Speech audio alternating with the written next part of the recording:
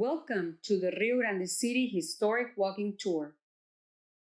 Florence Johnson Scott Home. Isaac Villarreal built this house of brick in 1870 for his home and mercantile store. This one-story brick cottage featured extended parapets and segmented arch openings with glass panel casement windows with tiled flower boxes. Mrs. Florence Johnson Scott, eminent regional historian, bought the building around 1930 and converted it to her home and office.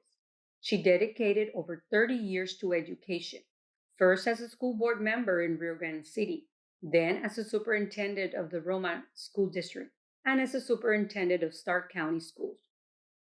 To name a few of her myriad of education accomplishments, she was active in the passage of lowering the school age from 7 to 6, included Texas history in the state curriculum, and organized the Veterans Vocational School in Stark County for servicemen returning from World War II.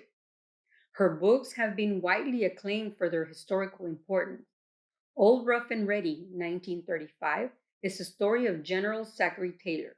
A 1969 revised and enlarged edition also includes 3 historical stories of the history of Texas's early days after admission to the Union.